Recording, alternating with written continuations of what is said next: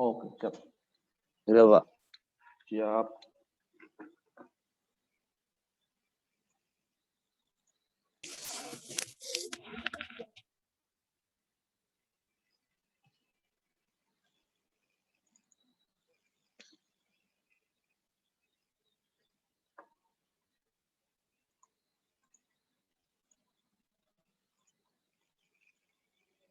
Ini asumsi saya kalian sudah paling nggak paham sistem informasi akuntansi gitu ya.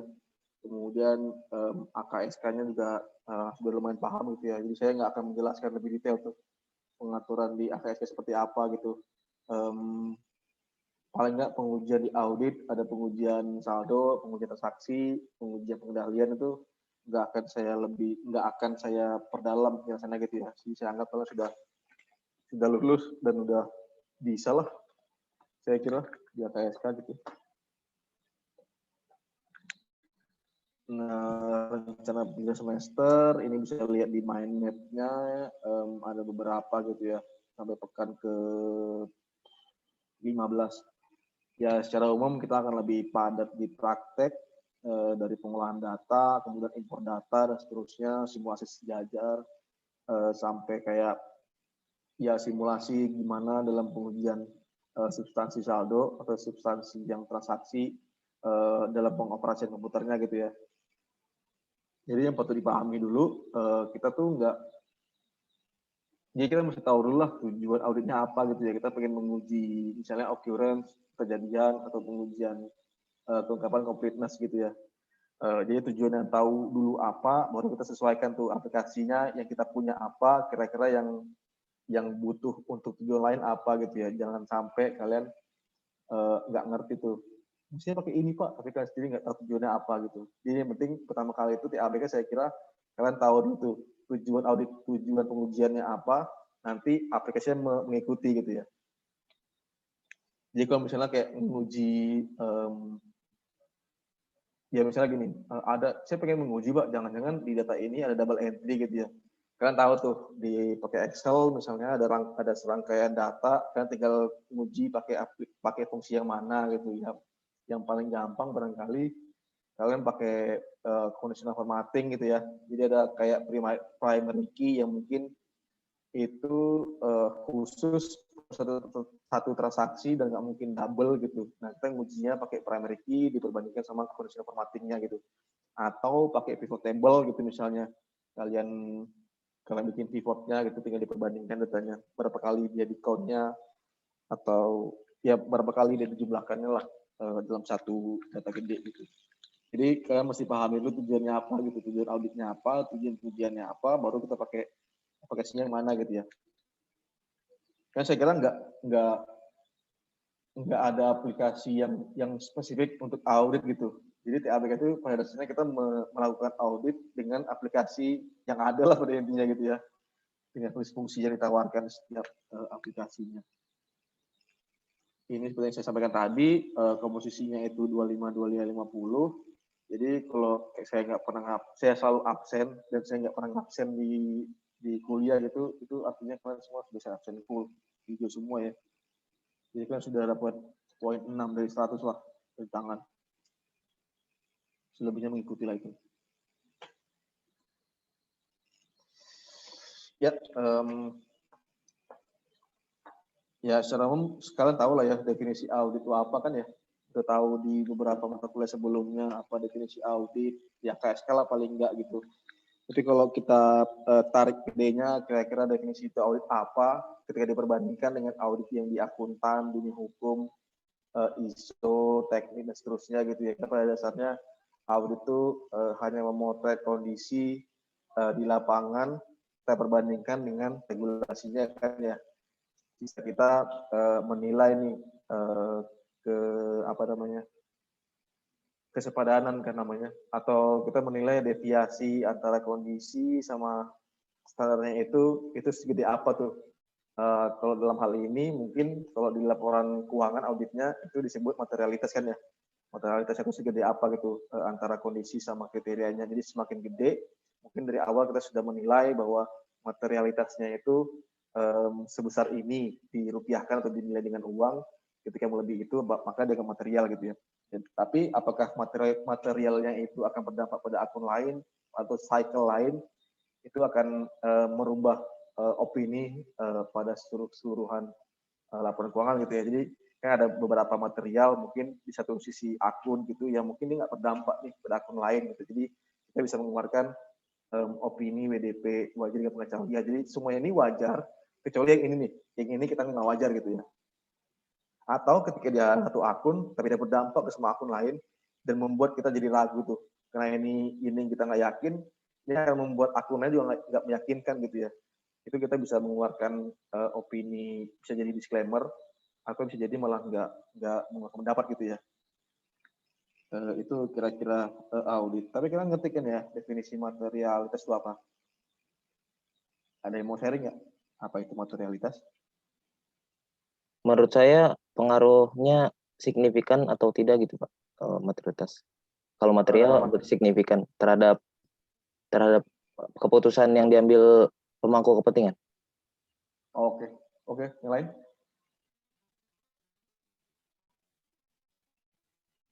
Baik.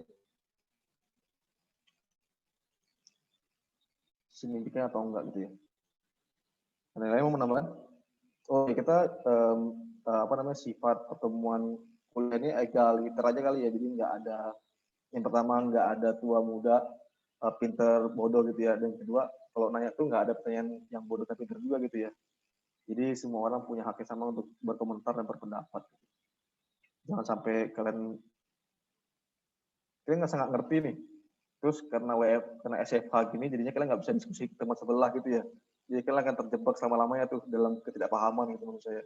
Jadi tanyalah meskipun itu mungkin berkesan dasar banget gitu ya pemahamannya. Tapi saya kira itu penting sih di zaman sekarang. Jadi jangan takut bertanya lah. Ada yang lain tambahin? Benar. Kalian pengen menjelaskan dengan analoginya inilah Warkop gitu yang mudah, apa itu materialitas. Kapan disebut itu, tadi seperti itu Bagus bilang, disebut signifikan atau nggak signifikan terhadap pembahasan laporan keuangan gitu misalnya.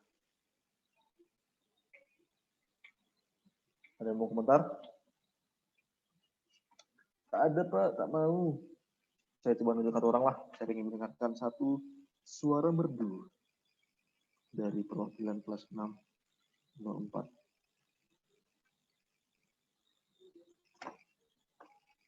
Coba ya, yang mukanya terlihat merdu lah suaranya.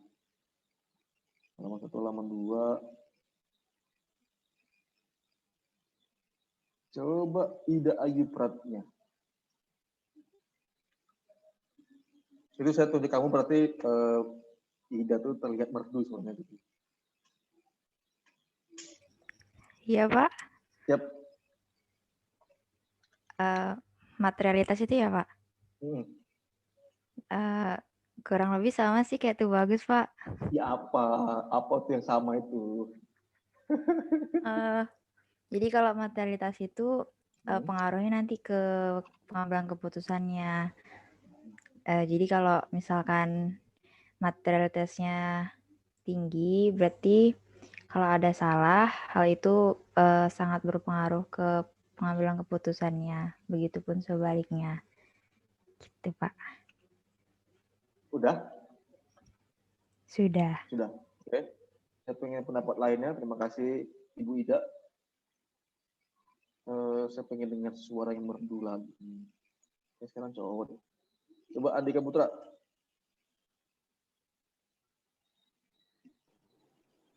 Baik Pak, menurut saya materialitas itu kayak suatu informasi apabila itu dihilangkan itu akan berpengaruh tinggi terhadap pengambilan keputusan. Jadi kayak itu tuh sebagai apa ya? Kayak intinya gitu. Jadi nggak boleh kayak dihilangkan gitu. Oke. Udah ya. Ya secara umum ya saya bisa merangkum nih dari kalian semua gitu ya. Jadi kayak jadi pas di audit di awal kita sudah menilai si auditi di awal gitu terkait dengan sifat operasi bisnisnya, kemudian kita bisa mengidentifikasi kira-kira apa tuh risiko-risiko di awal ya, sesuai dengan tadi informasi proses bisnis dan industrinya, kita perbandingkan sama laporan keuangan audit tahun sebelumnya gitu ya. Kita bisa ketahui lah, itu kira-kira apa tuh risiko-risikonya gitu ya. Nah, oleh auditor tuh langsung kemudian dia memproduksi ya, menentukan bahwa untuk risiko seperti ini akan disebut material ketika salah satunya itu sebesar sekian gitu ya, dalam bentuk rupiah gitu misalnya, dalam bentuk nilai mata uang lah pada intinya ya. Tapi itu untuk satu keputusan laporan keuangan secara keseluruhan gitu ya, belum dibagi ke setiap akunnya gitu. Nah, disebut material atau nggak material itu ya tadi diperbandingkan sama yang tadi kita saat di awal gitu. Misalnya kita sebut material ketika laporan keuangan itu terdapat sasaji sebesar 10 juta gitu ya. Nah, kalau melebihi 10 juta itu baru disebut material gitu. Nah, kalau misalnya di bawah 10 juta itu masih yang kita terima sebagai risiko lah pada intinya gitu ya. Itu belum disebut material pada intinya begitu. Nah, konsep material sendiri itu kan bisa jadi subjektif kan ya. Saya itu akan subjektif banget dari sudut pandang auditor tuh. Tergantung pemahamannya dia terhadap industri yang dia audit gitu ya. Terus pemahamannya dia membaca laporan keuangan dan yang audited sebelumnya gitu. Nah, kalau saya analogikan nih, materialitas itu taruhlah kalian tahu di sekitar PJMI itu kalian tahu semua nasi gorengnya gitu ya. Kalian tahu tuh dari yang kalian makan nasi gorengnya selama kalian 3 tahun kuliah di STAN, nasi goreng yang enak itu nasi goreng yang warnanya merah, pakai telur ceplok yang kuningnya itu agak mentah gitu ya, ada agak-agak masih ya pokoknya masih basah lah, masih faji gitu. Kemudian ada ayam suwirnya, ada bawang gorengnya, ada kerupuknya gitu ya. Nah, tadi saya sepakat sama Andika, kalau misalnya informasi yang ada hilang informasi itu yang membuat keputusannya si pembaca itu berubah gitu ya. Nah, kalian tuh tahu tuh standarnya nasi goreng itu seperti itu gitu. Nah, ketika kalian ketemu nasi goreng lain nih, di luar PJMI misalnya, taruhlah di Ponjai gitu, kan nemu nasi goreng, ya mungkin warnanya itu nggak kuning. Dia nggak ada telurnya, nggak ada ayam suwirnya. Kalian bisa menentukan nih, ini nih nasi goreng nggak enak gitu. Paham ya? Jadi, kira-kira gitu analoginya. Kalian udah tahu prinsip akuntansi berlaku umum seperti apa, kemudian kalian sudah menentukan bahwa yang disebut materialitas itu nilainya segini gitu. Nah, ketika kalian sudah ngaudit, sudah berjalan, kalian tahu ada beberapa hal dalam akun yang mungkin nggak terungkap atau nggak dapat dibuktikan dengan dokumen atau di prosedur audit, itu yang terjadi kayak anggap material. Nah, kalian tinggal menilai nih, yang material ini akan berdampak pada akunnya atau enggak. Ketika material dan berdampak secara keseluruhan laporan keuangan, yaitu tinggal berpengaruh di pendapatnya gitu ya. Ketika dia yang mempengaruhi laporan keuangan keseluruhan, ya pakai WDP gitu. Ketika berdampak, ya tinggal disclaimer gitu ya. Disclaimer opininya. Tapi untuk yang tadi menolak memberikan pendapat, saya kira di luar hal ini ya.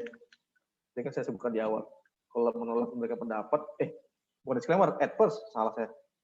Jadi tadi kalau misalnya berdampak pada laporan keseluruhan, kalian bisa kasih at first, kalau nggak berpengaruh, pakainya WDP gitu ya. Ketika nggak memberikan laporan keuangan, memberikan opini, tadi kan disclaimer ya. Nah, disclaimer itu lain cerita tuh. Kalau disclaimer tuh pada intinya kalian ketika ingin menguji, kalian tuh dihambat lah pada intinya. Kalian tidak bisa memenuhi, kalian tuh nggak bisa melaksanakan prosedur audit secara full lah. Jadi kalian tuh nggak yakin tuh suatu akun apakah dia benar disajikan apakah benar itu suatu akun disajikan secara benar lah pada intinya begitu ya. Kalian misalnya nih, Pak, saya minta dokumen A untuk menguji pencatatan piutangnya dia gitu ya, nggak dikasih gitu misalnya dokumennya gitu kan ya. Kemudian kalian pakai cara lain nih, kalian mengkonfirmasi ke bank gitu. Konfirmasinya bisa jadi positif ya, saya lupa. Jadi pas pegang konfirmasi, bank juga nggak balas gitu misalnya. Jadi kalian udah nggak bisa menentukan nih apakah saldo piutang ini benar atau enggak gitu. Nah itu yang disebut disclaimer. Jadi kalian menolak untuk memberikan pendapat, gitu ya. Saya cuma refreshing doang nih di AKSK-nya. Khawatirnya nggak paham. Ya ini ada beberapa jenis audit lah ini, tapi secara umum di semuanya ini, kalau kalian punya slide-nya Pak Marmahadi, itu semuanya terkait dengan compliance lah. Jadi kalau misalnya laporan keuangan, tadi kita ngomongin deviasi antara kondisi sama kriteria gitu ya. Tapi deviasinya ini masih ada yang bisa ditolerir, ada yang enggak kan ya. Nah kalau yang lain itu sifatnya lebih ke hitam dan putih gitu. Kalau salah, salah aja gitu. Misalnya kayak di apa namanya? Kalau kayak di audit hukum gitu ya kan, kalau misalnya ada saya masih misalnya kayak audit investigasi gitu ya, ketika ada satu prosedur yang merupakan kewajiban kita sebagai warga negara melakukannya gitu, atau kewajibannya dia dalam suatu regulasi dia mesti melakukan itu tapi nggak dilakukan, kan berarti itu akan merusak satu prosedur secara utuh kan ya. Itu yang saya kira kita putih itu, jadi nggak memberikan ruang tadi sifat materialitas di dalam auditnya gitu ya. Jadi itu lebih ke hitam dan putih aja. Kalau hitam semua, putih semua. Contoh yang hitam dan putih saya kira kayak probability audit ya. Probability audit itu kayak audit terhadap pengadaan barang dan jasa. Kalau misalnya kalian nanti ditempatkan di Irjen atau ya Irjen KL atau di Irjen Kementerian itu kan akan berhadapan sama penugasan probability audit gitu. Kalian menelaah prosedur pengadaan dari awal sampai akhir. Gitu. Nah, ketika satu poin itu nggak dipenuhi kan berarti kan artinya akan merusak satu proses secara keseluruhan gitu ya. Ya macam-macam lah ini. Akuntan ya bagaimana kalian yang kalian pelajari di AKSK macam-macam, ada yang jasa atestasi, atestasi. Kemudian kalau lengkapnya mungkin kalian bisa lihat di PMK 17 tahun 2008 terkait dengan penugasan atau usahanya akuntan publik, atau PMK 25 tahun 2004 itu usahanya akuntan berregister negara. Itu adalah dua hal profesi yang berbeda tuh. Kalau kerja di AKSK dulu. Yang CPA tadi, CPA itu yang akuntan publik ya. Kalau yang akuntan berregister negara itu yang CA, Chartered Accountant, itu adalah ada dua profesi di situ. Dan dua lembaga juga. CPA itu dari kita apa namanya ya, saya lupa, IAPI ya, IAPI kalau yang CPA, kalau misalnya CA itu IAI. Itu dua-duanya mirip tapi nggak sama gitu ya, itu bersinggungan dua-duanya.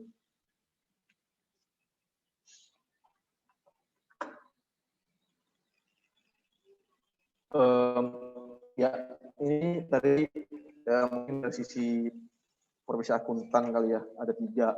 Jadi sebenarnya ini nggak sesempit ini gitu ya, kalau misalnya ngomongin audit dari sisi akuntansi gitu, nggak sesempit, nggak dapat di klaster jadi 3 ini lah pada intinya. Masih banyak hal lain yang bisa digali. Mesti ada jenis audit lain yang bisa dikategorikan gitu. Jadi nggak hanya ketiga ini doang. Kalian tahu laporan keuangan, kemudian pengaudit operasional. Kalau operasional ini secara umum itu menilai IAE ekonomis, efisien gitu ya. Kapan disebut efektif, kapan disebut efektif, kapan disebut efisien ekonomis, itu saya kira mesti didefinisikan di awal dan disepakati oleh kedua belah pihak gitu ya. Jangan sampai kalian sebagai auditor membuat definisi atau set kriteria efektif efisien, tapi itu nggak disepakati oleh si auditnya gitu ya, itu juga salah gitu. Kalian bilang disebut efisien ketika membeli barang itu harus segini Pak, ini kemahalan gitu. Loh, jangan di auditnya itu malah murah gitu kan ya. Jadi set kriteria untuk 3 itu mesti disepakati kedua belah pihak lah pada intinya. Terus apalagi investigasi ya ini dalam hal untuk menemukan kecurangan lah, ini yang sifatnya pidana perdata nih kalau saya kira, fraud juga gitu ya. Untuk di pemerintahan barangkali yang bisa melakukan audit investigasi itu di KPK gitu ya, KPK, PPATK mungkin terkait dengan pencucian uang kali ya, PPKP dan BPK gitu. Dan semua ini bisa dilakukan secara manual maupun dengan berbantuan komputer lah. Jadi berbantuan komputer itu bukan berarti seluruh operasinya akan dilaksanakan oleh komputer gitu ya. Karena kita ada beberapa prosedur audit, ada beberapa bukti audit yang nggak memerlukan komputer gitu. Misalnya kayak kan tahu lah bukti yang apa sih nama jenis kriteria reko cuma ya, bukti yang relevan, kompeten, Q-nya cukup, makanya material gitu ya, reko cuma. Nah, untuk menghasilkan buktinya reko cuma itu, kan yang paling bagus jenis buktinya kan adalah inspeksi kan ya, inspeksi dokumen, inspeksi barang gitu di gudang gitu, misalnya kalian pengen menguji saldo inventory, kalian mesti ke gudang gitu kan ya. Nah, nanti pengujiannya apakah dengan sampling ataukah dengan populasi itu lain cerita gitu. Tapi untuk menghasilkan bukti yang tadi inspeksi barang itu kan tidak memerlukan komputer sama sekali kan. Kita bisa datang ke gudangnya, kita hitung satu-satu, atau kita menghitungnya pakai kalkulator bisa juga. Jadi itu beberapa hal yang mungkin kita mesti paham dulu nih tujuannya apa tuh, tujuan dari auditnya. Jadi jangan sampai kalian beranggapan bahwa semua audit itu mesti dilakukan oleh komputer gitu ya. Jadi mesti paham dulu tujuannya. Lanjut, ini slide-nya ada berapa nih? Ini baru slide 9 loh, dari 50. Kemudian audit laporan ini saya hanya bisa menjelaskan kalau di bagian slide ini TABK itu bersinggungan di semua jenis audit lah ya. Dan dia tuh nggak tadi saya bilang dia akan bersinggungan di beberapa prosedur doang tuh, nggak semua prosedur akan menggunakan komputer gitu, dia sebagian doang. Nah ini saya kira asumsi di awal kalian harusnya sudah paham dulu nih di antara ketiga mata kuliah ini gitu ya. Yang pertama mata kuliah aplikasi komputer, saya nggak tahu mata kuliah apaan. Kemudian sistem MK SIA itu dulu di saya apa namanya? Sistem akuntansi kayaknya. Kemudian mata kuliah yang terkait dengan audit, AKSK ya. Kalian ada berapa jenis matkul audit? Satu doang kan? Semester lalu satu ya Pak. Oh iya. Saya tuh dulu dapat audit 4 kali kayaknya, 4 semester tuh. Iya, semester ada audit. Jadi paling nggak kalian tahulah dasar-dasar dari ketiga mata kuliah ini, biar kalian bisa lancar lah di TABK-nya gitu ya. Terus ya pengujian laporan keuangan itu ya bisa menggunakan dua pendekatan ya, bisa manual, bisa dengan berbantuan komputer. Nah khusus yang TABK itu cuma ngomongin yang ini doang nih, ya, pengujian yang berbantuan komputer doang. Yang ini kita nggak ngomongin tuh. Jadi kalau misalnya kita lihat tadi saya bilang semua prosedur audit itu ada komputer ada yang enggak, kita hanya ngomongin hal yang pengujian dengan komputer gitu.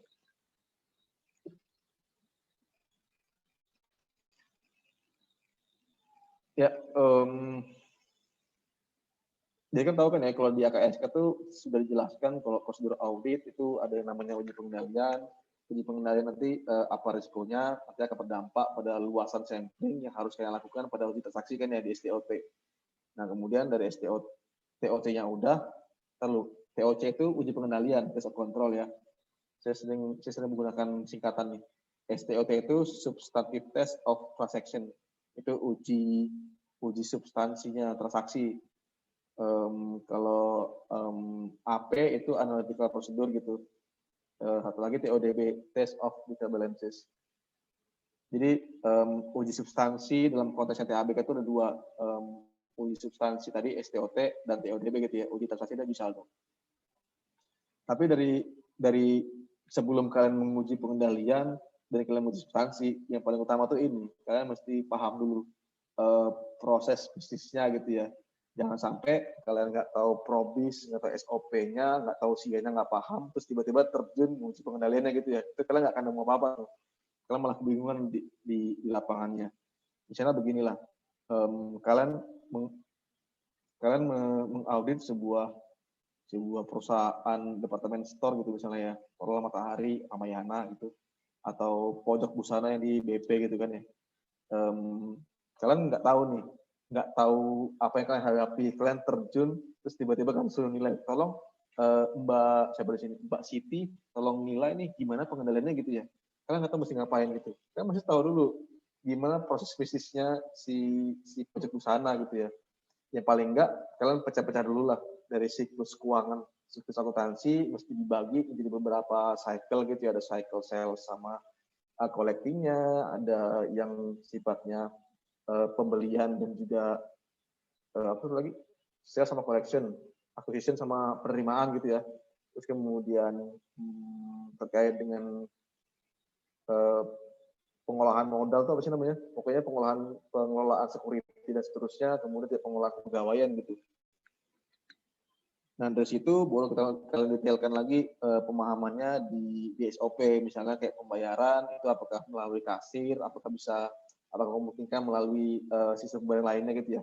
Nah taruhlah di suatu saat kalian nggak paham nih, ternyata di dalam provisnya mereka SOP-nya itu ketika kasir itu digandakan fungsinya, jadi ada risiko segregation of duties-nya nggak benar nih. Jadi dia yang menerima duit si kasirnya dan dia juga tuh yang mencatat dalam transaksinya gitu ya. Itu kan ada risiko di situ kan ya. Dia menerima duitnya berapa, tapi berapa yang dicatat gitu ya. Atau ya pokoknya pada intinya begitu. Jadi dia menerima duit dan dia juga yang mencatat. Jadi kan ada dua fungsi yang seharusnya dipisahkan tuh. Itu bisa berdampak kemana-mana tuh. Itu saya kira yang kalian mesti tahu dulu risiko di awalnya. Gimana pengendaliannya gitu ya. Gimana si perusahaan itu mengendalikan hal-hal seperti ini gitu. Ketika yang hal begitu pun dia nggak bisa ngatur, itu bisa bukan mengacaukan ya. Itu akan berdampak pada ekstensifikasi pengujian dalam laporan keuangannya gitu. Ketika kalian tahu nih ada hal yang begitu, kalian uji yang lain, makin kacau tuh kontrolnya gitu ya. Ya pilihannya kalian mau uji populasi dengan menghabiskan sebuah sumber daya yang dimiliki oleh si perusahaan KAP, atau kalian sudah cut di tengah-tengah, kalau saya nggak bisa menilai nih, kayak ini adverse deh hasil pengujiannya gitu ya. Tapi emang harus melalui pengujian dulu, baru adverse gitu ya. Jangan sampai kalian tiba-tiba ngomong adverse tapi tanpa ada pengujian gitu. Jadi memang penting sekali memahami probisnya si perusahaan dulu gitu ya, untuk menilai risiko-risiko apa gitu yang mesti risiko apa yang mesti diakomodasi pengujiannya dalam samplingnya gitu. Jadi semakin tinggi risikonya, kalian akan membuat samplingnya lebih besar gitu ya. Ngerti ya? Paham ya?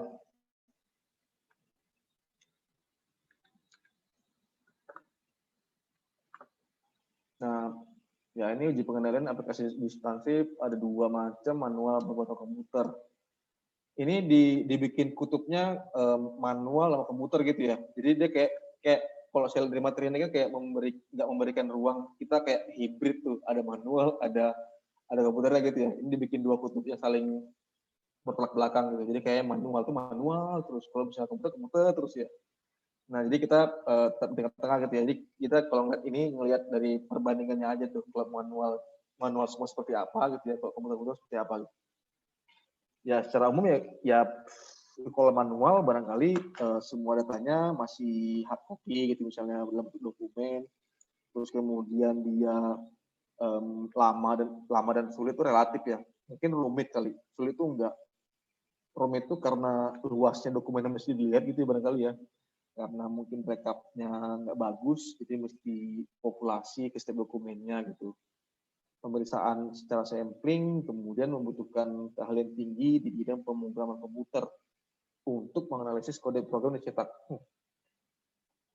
Terus berbagai komputer, kita bermain di data, meskipun pada akhirnya juga kita mesti menguji, ya bisa jadi coaching, bisa jadi tracer gitu ya, tracing ke belakang, coaching dokumen.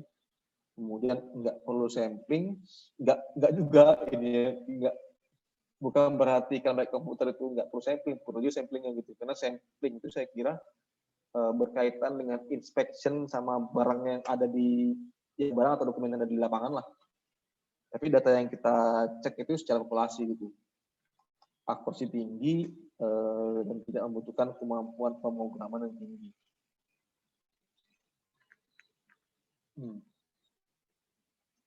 Jadi secara umum kalian paham ya, tadi yang saya jelaskan di awal bahwa memang nggak benar-benar berada di dua kutub ini gitu. Kalau audit ya kita pasti berada di tengah-tengah tuh.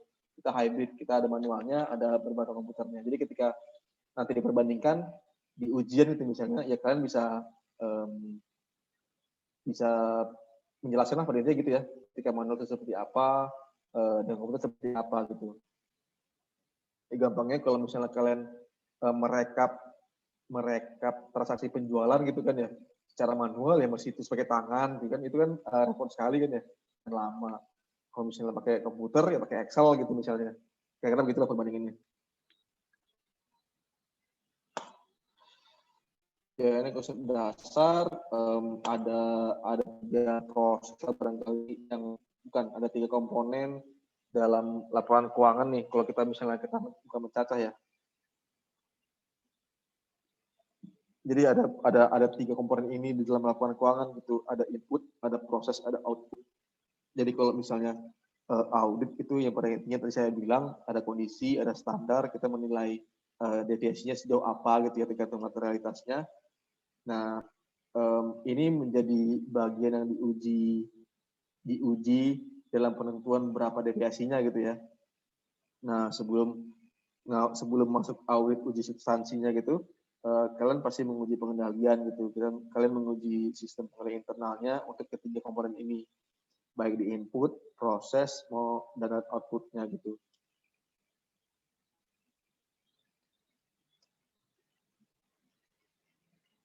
Yang input berkaitan dengan transaksi itu misalnya pencatatan jurnal seperti apa, kodifikasinya apakah tepat atau enggak gitu. Ketika dia jadi ngomongin konsistensi tuh kalau yang di input saya kira misalnya kalian misalnya sih perusahaan dia menjual sabun gitu, tapi ternyata kodifikasinya dia menjual baju gitu ya. Itu kan termasuk sajikan ya. Atau dia menjurnal piutang tapi terjurnal cash gitu. Itu yang saya kira itu yang mungkin bukan agak sulit ya. Kalau secara manual akan memakan waktu tuh pengujiannya. Jadi kita mesti menilai ya jurnalnya apakah benar kodifikasinya dan melihat substansi transaksi sendiri. Tapi kalau misalnya menggunakan Excel itu mungkin akan lebih mudah gitu ya. Kemudian proses itu yang tadi saya bilang ya. Jadi tadi pas inputnya itu sudah given tuh transaksinya, ini kodenya gitu. Nah, proses itu tinggal kayak mengcluster ini penjualan, ini penerimaan, ini piutang dan seterusnya gitu. Pada akhirnya ketika di-generate dalam laporan keuangan jadi gitu laporan keuangan dan kompilasi dari semua jurnal tadi gitu ya. Kalian menguji tuh kebenaran inputnya, kebenaran prosesnya, dan kebenaran outputnya.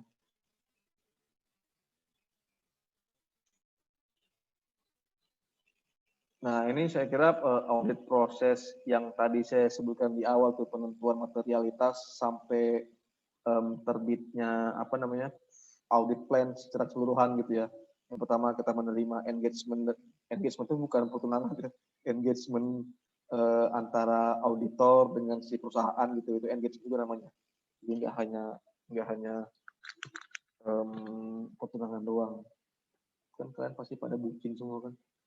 Terus dari penerimaan klien itu kemudian tadi saya bilang di awal si auditor tuh mesti memahami industri bisnisnya si perusahaan secara umum, kemudian melakukan beberapa uji analitika prosedur gitu ya. Barangkali dia memperbandingkan laporan keuangan sebelumnya sama yang sekarang, kira-kira mana-mana risiko yang mungkin muncul nanti ketika ngaudit gitu ya. Ya itu yang akan membuat mereka membuat asumsi di awal bahwa untuk nilai segini akan disebut material ketika nilainya segini gitu di awal tuh di set preliminary judgment of materiality gitu. Nah kemudian dari materiality yang satu ke laporan keuangan yang utuh itu baru didistribusikan ke setiap akun-akunnya yang mungkin pertimbangannya dengan membandingkan itu ya laporan keuangan yang sekarang yang lama gitu. Diperbandingkanlah secara proporsional itu barangkali atau berdasarkan risiko-risiko yang mungkin telah teridentifikasi pada saat di awal.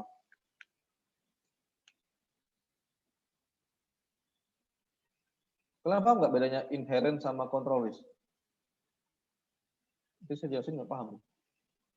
Apa tuh inherent, apa tuh control? Jawab paham Pak. Paham ya. Jadi kalau inherent risk itu ya risiko sebelum mempertimbangkan adanya pengendalian gitu ya. Kalau yang control risk itu adalah risiko residual setelah adanya pengendalian gitu ya misalnya. Misalnya kayak ada kebakaran, kita nggak ada risiko kebakaran gitu ya. Kalau inherent risk-nya barangkali kalau sekali kebakaran terjadi hanguslah kantor gitu ya. hancur tuh, maka risikonya bakal tinggi sekali. Nah, ketika control risk itu saya mempertimbangkan tuh, ketika ada kebakaran, si perusahaan sudah menyediakan fire extinguisher gitu misalnya, atau water sprinkler gitu. Nah, itu baru kita cek tuh setelah ada pengendalian ini, kira-kira risikonya masih tetap tinggi atau enggak gitu. Nah, taruhlah ketika kalian masuk ke kantornya ternyata sumber dari kebakaran itu enggak cuma dari mitigasi, itu enggak cukup hanya water sprinkler sama fire extinguisher doang gitu. Karena ketika kalian masuk ternyata kabel-kabel seliweran gitu misalnya kan ya, di laptop di PC di lantai itu nggak rapi lah penyusunan kabelnya. Yang pada intinya malah membuat risiko baru kebakaran itu nggak hanya dari api yang muncul dimanapun, tapi juga gara-gara dari korslet gitu misalnya kan ya. Nah itu yang saya kira termasuk di control risk tentunya. Karena mengidentifikasi ada risiko yang mungkin ada yang mitigasinya nggak cukup lah pada intinya gitu ya. Jadi risikonya kebakaran sudah ditindaklanjuti dengan adanya fire extinguisher water sprinkler, tapi masih ada risiko ketiga yaitu adanya korslet listrik gitu. Itu yang disebut kontrolnya tetap tinggi atau mungkin dia sedikit lebih rendah daripada inherent risk-nya gitu ya. Kalian menilai risiko terhadap korslet itu juga cukup gede lah pada intinya. Mungkin diamplifikasi risikonya gara-gara lokasi kantornya itu dekat dengan SPBU gitu misalkan ya, atau lokasi kantornya itu ternyata operasi bisnisnya si perusahaan itu menjual korek api gitu misalkan ya, itu akan membuat risiko jadi lebih besar. Nah setelah tahu inherent, tahu control risk-nya, nah baru kalian memfinalisasi audit plan secara keseluruhan tuh. Nah, dari situ baru didistribusikan, bukan, dibagi-bagi, dipecah-pecah ke dalam beberapa cycle. Tadi saya bilang, ada sales collection, acquisition payment, ini yang sesuai dengan ARENS ya, yang saya pahami gitu. Jadi pembagiannya nggak begitu gitu, tapi ini yang ARENS ajarkan tuh begitu. Sales collection itu penjualan dan piutang, kemudian acquisition, pembelian, pembayarannya, payroll, kepegawaian, dan penggajian, inventory dan pergudangan, dan juga pengolahan sekuritas lah itu pada intinya, capital acquisition and repayment. Nah, kemudian dari ini saya masih bagian untuk yang refreshing AKSK ya. Nah, dari yang tadi distribusi, bukan pemecahan ke dalam cycle, kemudian ini salah satu contoh untuk yang cycle sales and collection gitu. Nah, tadi kalian tahu sudah ada development, sudah ada plan audit dari development secara umum, ini sudah di step cycle gitu. Jadi kalau kalian bayangin sebuah tim audit, barangkali nantinya akan dibagi beberapa tugas gitu. Kalau saya ketua tim, saya memiliki 5 anggota tim gitu ya. Nanti setiap anggota tim itu akan menguji, ada yang menguji sales, ada yang menguji tadi warehousing, inventory, seterusnya gitu ya. Nah, salah satu anggota tim saya itu mengerjakan ini gitu. Sales collection. Tadi ketika di awal kita sudah mengidentifikasi risikonya apa aja gitu, kemudian kita sudah mengeset materiality secara keseluruhan dan terdistribusi ke dalam masing-masing akun gitu ya. Nah baru dicek lagi tuh sama si anggota tim saya, dia harus menguji kembali pengendalian untuk saldo piutangnya gitu ya. Dia harus menguji TOC-nya gitu, test of control-nya. Jadi ini semua test of control ini diuji setelah dia paham dulu ya. Dia paham dulu proses bisnis, SOP, dan seterusnya tuh. Dia nggak mungkin bisa menguji kontrol kalau dia nggak paham dia. Nah, ketika dia sudah memahami probisnya, dia ketahui tuh di mana posisi-posisi yang mungkin memiliki risiko besar. Nah, risiko besar inilah yang nanti harus ditutupi atau diimbangi dengan pengujian substansi transaksi yang lebih banyak gitu. Nah, ketika dia menguji risiko kontrol, baru ketahuan ternyata memang ada beberapa daerah atau area dari sales collection itu yang risikonya cukup tinggi. Maka nanti semua sumber daya itu akan diarahkan untuk menguji sampel yang lebih besar untuk daerah-daerah yang pengendalian lemah gitu. Karena ada apa ya? Jangan sampai kalian menganggap itu tuh belum diuji gitu ya. Tapi karena tahu itu lemah, kalian nggak nguji, tapi kalian salah ngambil keputusan gitu, salah ngambil pendapat. Misalnya kayak gini, tadi contohnya kayak kebakaran tuh. Kebakaran, kalian tahu ada risiko lain selain kebakaran, terkait dengan kabel, korslet gitu kan ya.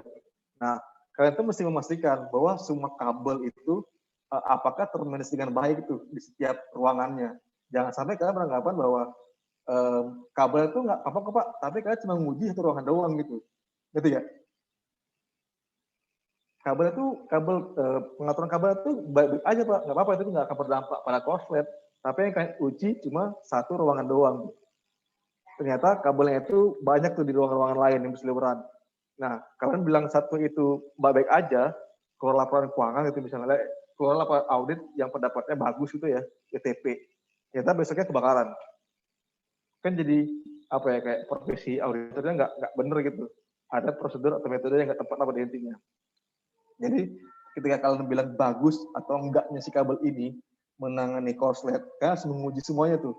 Mesti secara kolektif, kolektif dan populasi, kalian meyakini bahwa benar si kabel ini membuat korslet atau memang benar si kabelnya ini nggak bikin korslet gitu. Jadi ada dua hal itu gitu ya yang harus disimpulkan. Tapi telah mewakili populasi atau mewakili sampel yang representatif lah menurut kalian gitu ya. Jadi jangan sampai kalian salah ngasih pendapat tapi kemudian hari malah benar kejadian gitu. Itu yang saya kira akan menyalahi standar auditnya sendiri gitu ya. Yang harusnya kalian yakin kalau itu kabelnya bikin korslet atau nggak korslet, itu mesti mewakili populasi seperti itu begitu. Nah, dari sampling tadi, jadi risiko tahu risiko yang mana ada yang mesti diuji, itu menentukan berapa luas sampling dari pengujian transaksinya kan ya. Nah, setelah itu selesai, baru pindah ke pengujian saldo nih. Pengujian saldo itu agak beda tuh perlakuannya dengan pengujian transaksi gitu ya. Nah, kalau pengujian saldo itu kecenderungan itu kita cuma lihat saldo inventory kan ya, saldo inventory segini, kalian cuma menguji kira-kira inventory ini benar nggak kira-kira segini di gudang gitu misalnya. Tapi di sisi lain kalian mesti tahu dulu jangan-jangan nih di saldonya itu sudah nggak benar gitu. Misalnya kayak gini. Jadi sebelum adanya TODB, Test of the Balances, kalian mesti melakukan satu prosedur dulu tuh, namanya analytical prosedur gitu ya, tapi substantifnya. Kalian memperbandingkan nih paling nggak seenggak-enggaknya. Jadi kan analytical prosedur itu kan dia mengeluarkan semacam perbandingan angka-angka tuh. Ya bentuknya bisa rasio, bisa aja hanya membandingkan saldo yang sekarang sama saldo tahun sebelumnya gitu. Apa saldo sebelumnya lah padahal begitu. Misalnya inventory gitu misalnya. Kalian ngecek nih diperbandingkan sama 3 tahun terakhir tuh. Saldo inventory-nya untuk yang 3 tahun ke belakang ternyata perbandingan sama sekarang itu terdapat lonjakan yang lumayan drastis gitu misalnya. Seolah ada lonjakan sebesar 200% gitu. Nah, 200% ini kan nggak masuk akal nih. Itu udah menjadi red flag kalian tuh. Itu bisa jadi ada indikasi salah saja material, baik di transaksinya atau ya paling nggak ada di transaksinya ya, atau ada di prosedur yang mungkin nggak tepat gitu ya. Nah, ketika ada yang indikasi begitu, itu mesti dikonfirmasikan dulu kepada si manajemen gitu kan ya. Tanya, Pak, ini apakah benar ada lonjakan inventory nih? Dari tahun sebelumnya hanya segini, sekarang segini. Ini ada lonjakan sebesar 2 kali lipat daripada sebelumnya. Apakah ini sudah diekspektasikan oleh manajemen lah, berarti begitu ya. Nah, dari diskusinya ternyata baru ketahuan tuh bahwa si manajemen barangkali memang sedang melakukan mungkin barangkali dengan menjawab demand dari masyarakat yang banyak gitu ya terhadap produknya dia akan membangun beberapa pabrik produksi yang pada akhirnya akan berdampak pada jumlah inventory di akhir tahunnya gitu. Nah, hal-hal begini memang mesti banyak digali dengan manajemen gitu ya. Jadi pertamanya kita perbandingkan dulu saldonya yang sekarang sama saldo tahun sebelumnya gitu ya. Ada lonjakan atau ada mungkin perbedaan signifikan, itu dikonfirmasi dengan si manajemen. Ketika itu sudah diantisipasi atau manajemen memang itu sesuai dengan ekspektasi manajemen gitu ya, itu bisa jadi itu akan menentukan seberapa luas nantinya kalian akan menguji sampling terhadap penguji saldonya gitu. Paham nggak? Paham lah ya.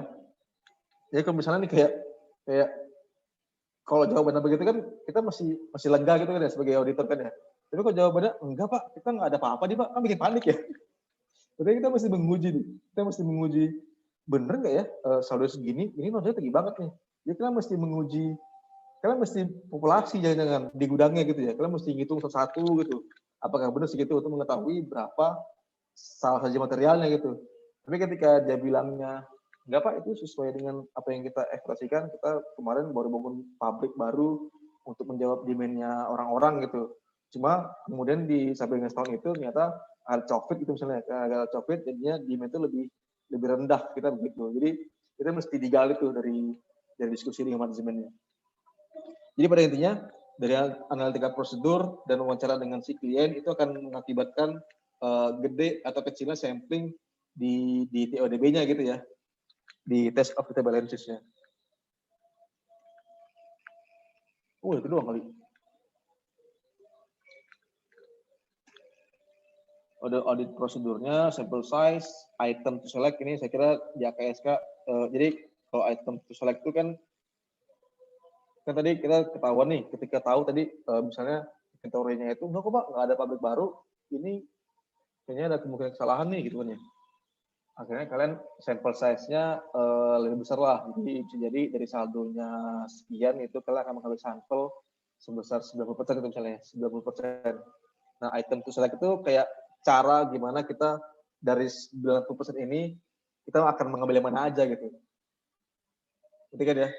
Jadi misalnya kalau kalian menyampel 10% doang, 10%-nya itu ngambil yang mana tuh? 10% dari jumlah, dari nilai keseluruhan saldonya, atau akan sampel apa-apanya gitu. Pada intinya itu kayak cara sampelnya pengurutannya seperti apa. Gitu sih. Lanjut. Aduh capek. Uji pengendalian. Ya ini kalau yang di tulisan yang gede ini adalah uji pengendalian secara manual nih. Untuk yang uji pengendalian di bawah ini untuk yang sifatnya keTA-BK-an gitu ya.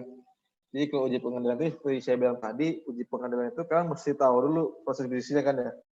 Nanti baru kalian petakan kira-kira mana-mana indikasi yang mungkin pengendalian lemah.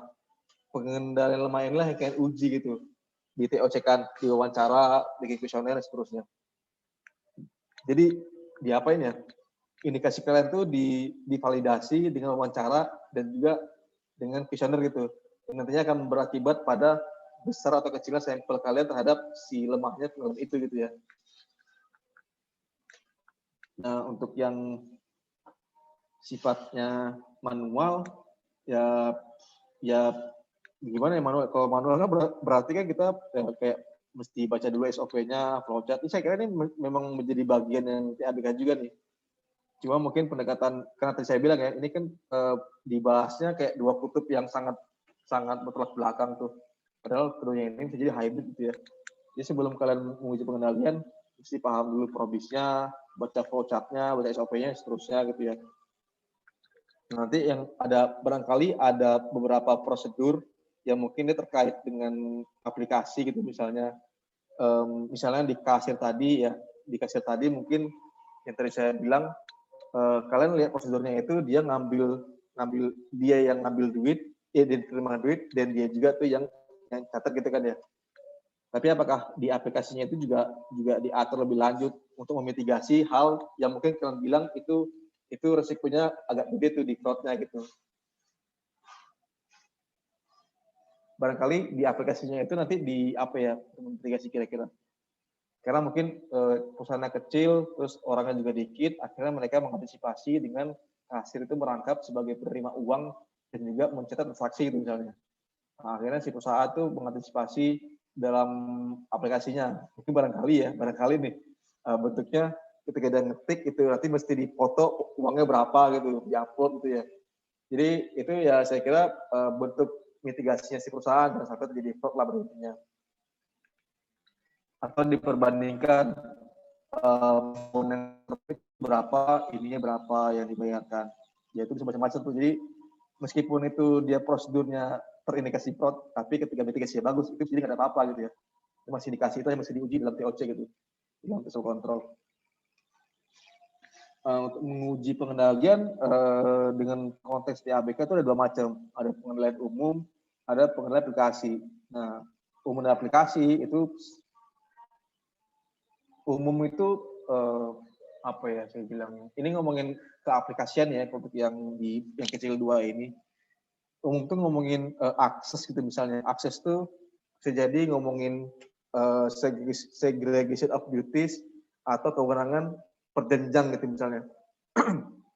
Misalnya begini, si kasir tadi mungkin dia hanya menginput berapa uang yang masuk gitu ya, tapi yang mencatat transaksinya mungkin bukan dia gitu.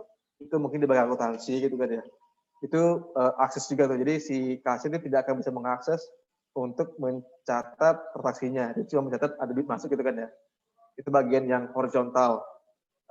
Pembagian tanggung jawab segregation of duties. Kalau kewenangan yang perjenjang itu misalnya barangkali seperti mungkin ada perusahaan finance gitu ya, taruhlah kayak apa contohnya kalau perusahaan finance, Adira Finance gitu ya. Dia mungkin operasinya itu meminjamkan uang ke pihak ketiga gitu kan ya.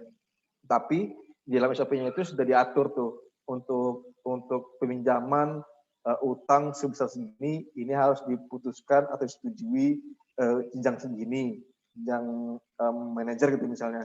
Kalau beda segini, ini harus diputuskan di jenjang kepala divisi dan seterusnya. Sampai yang paling tinggi barangkali ini harus disetujui atau di-approve oleh board of directors-nya, tapi secara kolektif gitu ya. Itu yang akses secara berjenjang, secara vertikalnya gitu. Pokoknya macam-macam lah untuk yang pengendalian umum sampai kayak pengamanan server gitu juga di pengendalian umum. Nanti kita akan bahas di setelah ini habis. Nah, untuk aplikasi ini sederhananya kayak pengaturan input output proses tuh yang tadi kita ngomong di awal. Jadi nggak memberikan, jadi pengendalian itu memperkecil terjadinya peluang salah saji dari sisi elektronik lah. Contohnya begini barangkali, kayak di Google Form gitu ya, ngisi nama itu nggak mungkin pakai angka gitu. Nah itu dikunci, itu kayak apa namanya? Saya lupa nama istilahnya apa. Jadi ketika dia isinya harus angka, itu dikunci untuk angka doang tuh. Jadi nggak memberikan ruang si user untuk memberikan huruf itu misalnya gitu ya.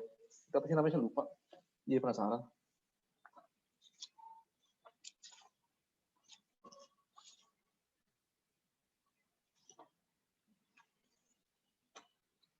Field test kah? Field test. Jadi pokoknya semacam ada uji validitas isian lah. Kalau misalnya nama, maka isinya harus huruf. Kalau isinya angka, maka isi angka gitu ya. Itu masih satu jenis pengujian kan ya. Satu jenis pengendalian. Jadi nanti isiannya itu taruhlah isinya nick itu mesti 16 digit gitu. Jadi ketika ada ngisinya kurang dari 16 itu nggak bisa, atau ngisi lebih dari 16 juga nggak bisa. Itu juga salah satu pengendalian di aplikasi. Atau yang sifatnya kayak misalnya ada satu serangkaian isian yang harus diisi gitu ya. Kalau yang di Google Form itu mungkin yang apa namanya, yang ada bintang merahnya tuh. Jadi itu harus diisi semua baru bisa meneruskan ke selanjutnya tuh.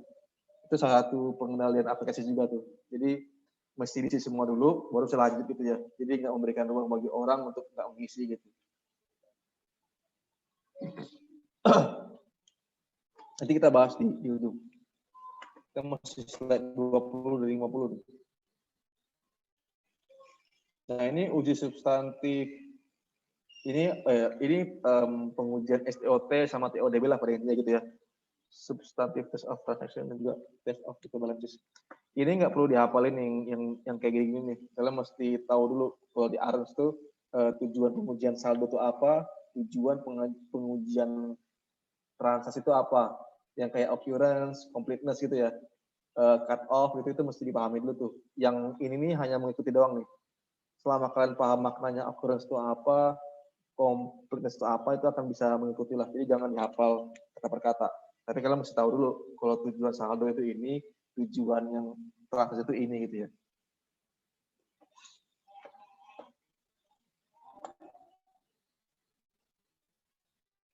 Jadi secara umum memang TABK sama manual itu sama-sama aja gitu ya. Sama-sama tujuannya, tapi bisa jadi teknik auditnya akan berbeda gitu. Ini balik lagi nih, bukan berarti manual itu benar-benar manual dan yang TABK itu benar-benar TABK gitu ya. Jadi selalu ada hybridnya di antara keduanya. Mengapa dan bagaimana? Ya saya kira penggunaan komputer di dalam transaksi, ya pokoknya dalam hal bisnis lah ya, itu mengubah cara orang macam-macam ya, bertransaksi, penggunaan data, komunikasi dan seterusnya gitu.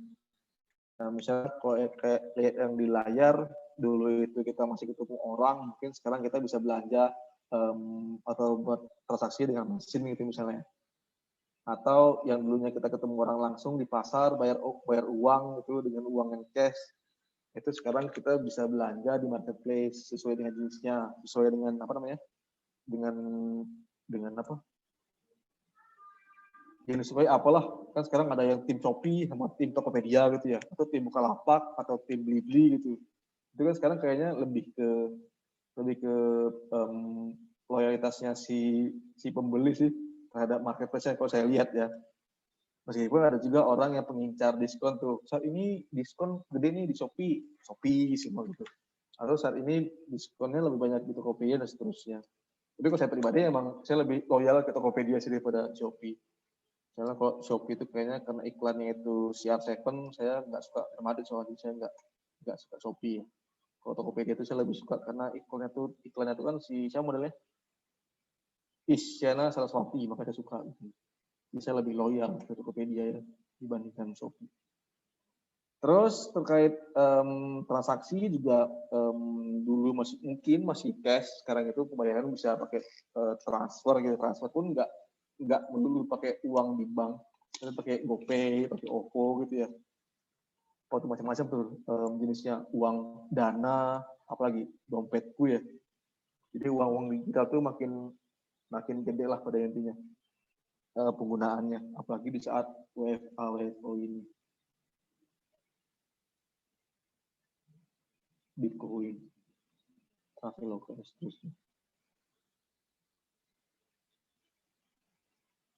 Dulu mungkin kebayang nggak sih dulu tuh kalau bikin laporan keuangan kita mesti menjurnal ya kayak yang kalian lakukan sekarang lah kalau ujian gitu ya kayak pas praktikum akuntansi itu bikin transaksi dari jurnal-jurnal dulu terus diklasifikasiin dalam buku besar dan seterusnya. Itu kan kayaknya manual banget ya. Nah, sekarang kan semua transaksi bisa dikodifikasi, nanti tinggal dibikin kelompoknya aja tuh. Ini buku besar pengeluaran, ini range-nya. Jadi ntar ketika di generate itu langsung jadi tuh laporan keuangan. Terus ini cara komunikasi, kalau dulu itu pakai telepon, pakai fax, pakai morse, pakai asap, pakai balon gitu ya, pakai merpati, sekarang mungkin bisa pakai WhatsApp gitu ya, pakai Line, pakai Telegram. Sampai sekarang orang share film itu di Telegram semua tuh, jalan-jalan tuh orangnya. Mungkin orang lebih enak nonton tuh via Telegram kali, daripada nyari buka-buka apa namanya? Apa tuh nama situs-situs yang film-film bajakan tuh? Indo SX1. Apa? Indo SX1. Ya, pokoknya layar kaca 21 gitu ya. Macam-macam lah itu. Yang iklannya banyak yang jorok tuh, tau kan ya? Iklannya banyak jorok-jorok tuh. Terus macam muncul, apalah pokoknya. Itu kayaknya orang lebih enak nyari film itu di Telegram sekarang daripada di situs begituan. Soalnya kalau buka situs itu selain iklannya banyak, itu banyak jebakan Batman-nya kan. Jebakan Batman kayak iklan pop-up muncul, terus kalau kita salah klik, muncul lagi link baru gitu. Orang sekarang lebih enak nyari film tuh di Telegram kayaknya. Siapa lagi ya? Kayak kuliah sekarang siapa yang kepikiran tahun lalu di bulan Februari gitu ya kuliah bakal secara online gitu, nggak kepikiran ya. Kuliah sekarang bisa di rumah, bisa di mana aja, kalian juga matiin video, kan saya nggak mewajibkan kalian buat video ya, mungkin barangkali sinyal kalian jelek gitu, matiin juga nggak apa-apa tuh sebenarnya. dan nggak kepikiran juga kalian bisa kuliah sambil tidur beneran gitu ya. Sampai merem itu nggak apa-apa juga, kan nanti akan ketahuan juga nilainya gitu ya. Tapi saya kira itu menjadi apa ya, hal yang harus dikendalikan oleh kampus lah. Orang mahasiswa itu gimana caranya biar dia tetap melek selama kuliah, menjamin mereka itu tetap melek selama kuliah gitu. Kalau saya pribadi sih, kalian matiin video juga nggak apa-apa, silakan aja. Apalagi nih, Line itu masih rame. Saya kira Line sepi. Masih rame? Kalian masih pakai Line? Jarang, Pak. Jarang kan? Sekarang sering itu pakai apa? WhatsApp. Kayak WA, ya. Kayaknya lebih fleksibel WhatsApp tuh. Line tuh banyak iklan, males banget.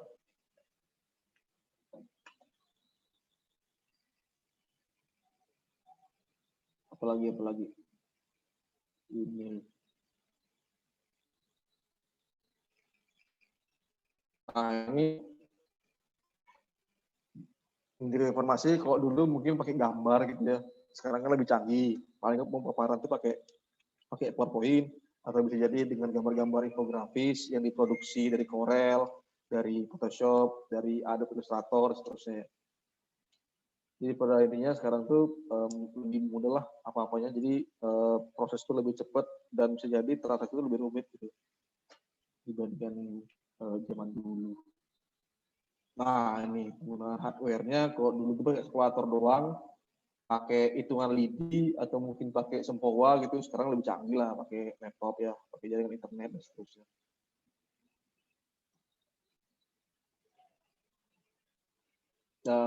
Ya kalau yang sistem terkomputerisasi, saya kira emang titik beratnya tuh di nomor 3 tuh. Nomor 3 tuh maksudnya kalau saya lihat barangkali ketika ada perusahaan yang dia mungkin multi aplikasi gitu kan ya, itu kayaknya sih setiap aplikasi akan membuat satu database sendiri tuh.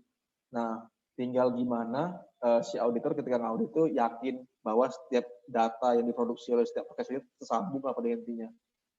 Misalnya kayak di saya kan dulu pernah ngaudit BPJS nih, di dana jaminan sosial kesehatan, yang data pesertanya aja itu mungkin ada kali 100 giga, yang isinya itu nama-nama orang, tinggal di mana gitu,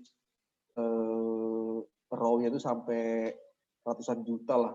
Itu saya mesti ngecek satu persatu per bulan tuh. Jadi kalau setiap bulan tuh ada 200 juta peserta, saya mesti membandingkan per bulannya. Keluar masuknya peserta lah pada intinya. Kebayangnya kalau misalnya data itu saya jual ke Tokopedia gitu misalnya, atau saya jual ke dark web, saya mungkin tajir gitu. Terus ya jadi kan ada data pesertanya tuh, itu kan cuma data peserta doang, tapi kan ada data iuran kan ya. Data iuran ketika si peserta itu dia tidak membayar secara rutin kan otomatis dia tidak mendapatkan manfaat untuk mengakses layanan kesehatan di ini kan di fasilitas kesehatan tuh. Misalnya kayak saya nggak bayar iuran nih bulan ini. Jadi saya tuh kondisinya off tuh. Ya kondisi off itu tuh mesti kondisinya off tuh nggak akan bisa menerima pelayanan kesehatan ketika di RS, itu akan ditolak gitu kan ya. Itu kan kayak ada koneksi antara data peserta sama data iuran kan ya. Jadi ketika dicek pesertaannya dia tuh off karena dia iurannya belum bayar gitu ya. Nah yang kita mesti pastikan tuh yang itu antara hubungan keduanya. Jadi ketika dia iuran nggak bayar, kondisi peserta juga mesti nggak aktif gitu. Itu yang nomor 3 saya kira yang lebih signifikan dalam TABK.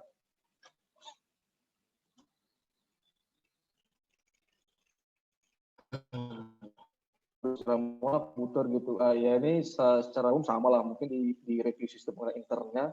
Balik lagi, ini bukan dua kutub yang saling bertolak belakang gitu ya. Jadi hybrid tuh untuk yang audit berbasis komputer. Jadi selain penilaian internal yang sifatnya umum dan aplikasi, ini juga tetap juga harus dibaca. Nah yang di bawah pun juga kita dalam TABK pun nggak terlepas tuh dari proses voting dan proses voting kan ya. Toh kita juga merekap kan menggunakan Excel ya. Excel itu kan bagian dari TABK juga gitu. Nah ketika kita ngerekap, kita pasti ada voting ke bawah sama cross voting kan ya ke samping. Jadi yang disebut putting cross putting, tracing back, poaching itu tetap dibutuhkan tuh dalam audit di ABK. Audit itu bahasa komputer.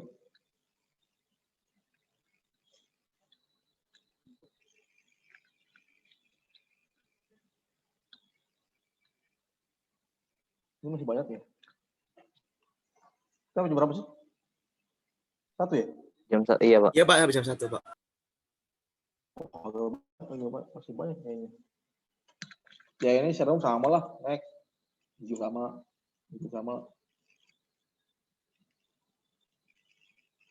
Nah ini tadi saya bilang ya, jadi setiap sistem atau setiap aplikasi itu ada kecenderungan membuat database baru.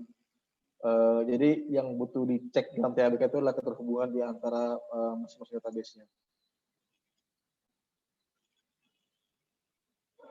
Nah, jenis-jenis TABK itu bisa di-cluster pada intinya ke dalam 6 kategori inilah.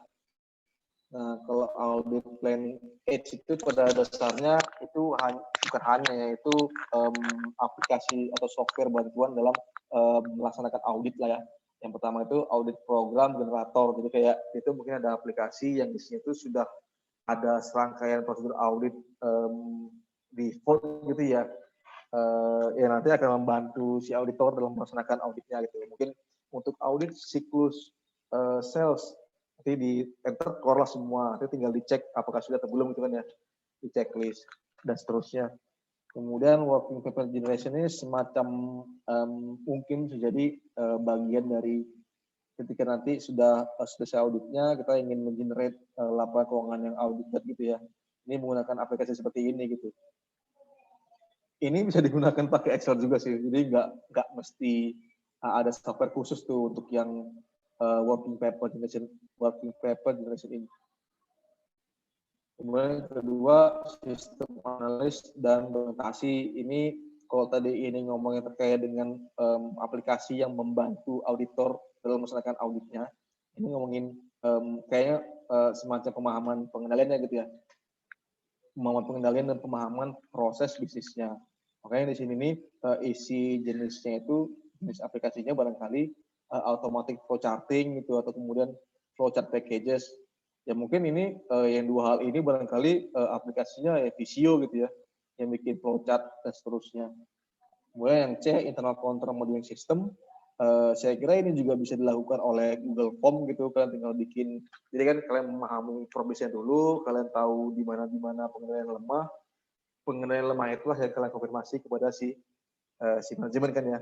Nah, konfirmasinya itu bisa jadi kalian wawancara, diskusi, dan juga dalam bentuk kuesioner. Nah, kuesioner ini bisa dibikin dalam bentuk Google Form gitu ya. Jadi nggak mesti ada aplikasi tersendiri lah begini-ginian gitu. Kemudian terakhir problem. Review of program logic not strictly ya ini pada intinya membandingkan barangkali logik dari program gitu. Ya pada intinya kalian menguji, jadi kalian tahu nih data ini nih hubungannya dengan data ini mesti begini kan ya, mesti pokoknya kalian paham lah probisnya dan prosedur seterusnya gitu. Nanti kalian uji tuh logiknya dengan menggunakan query di database apakah benar atau enggak gitu ya. Kemudian sistem testing ini menguji prosesnya nih. Jadi kan ada tadi kita ini menguji ini untuk membantu pemahaman probis, ini untuk menguji prosesnya tadi, proses input, proses output, mengetes data dan juga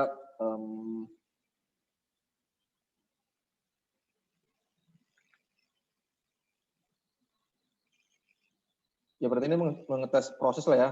Di sini ada program simulation, ada program comparison, dan juga tadi integrated test facility. Jadi kalau integrated test facility itu saya kira ini dia kayak dibikin dua database berbeda tuh, database yang jadi kan sebagai seorang IT sebuah perusahaan pasti saya mesti bikin kayak backup sementara kan ya. Yang mungkin saya menguji database itu ke database yang online gitu kan ya. Itu akan merusak tataran seluruh database tuh jadinya. Jadi integritas itu seperti ada kayak kopian dari database yang utamanya gitu, yang ongoing, yang selalu diperbarui setiap waktu gitu. Ada kopiannya, itu yang kita pakai sebagai pengujiannya gitu ya, sebagai wadah untuk mengujinya. Kalau pada simulation itu pada dasarnya diuji prosesnya, cuma yang pertama menggunakan sistem yang ada di Audity, yang kedua kita bangun sendiri gitu, kita bangun dengan logik yang kita pahami dan sesuai dengan persetujuan atau kesepakatan kedua belah pihak antara Audity dan auditor.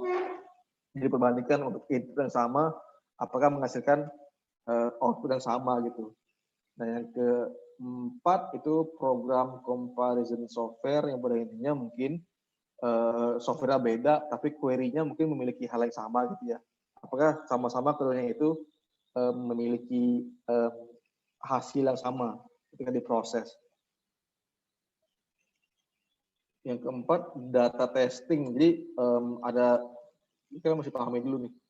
Tadi yang pertama, jenis TABK-nya itu adalah membantu prosedur audit doang gitu ya, bikin audit program operator atau yang mengenerate working paper-nya atau KKA-nya. Yang kedua, ini untuk membantu pemahaman proses bisnis kan ya. Yang keempat, ini ngomongin menguji prosesnya.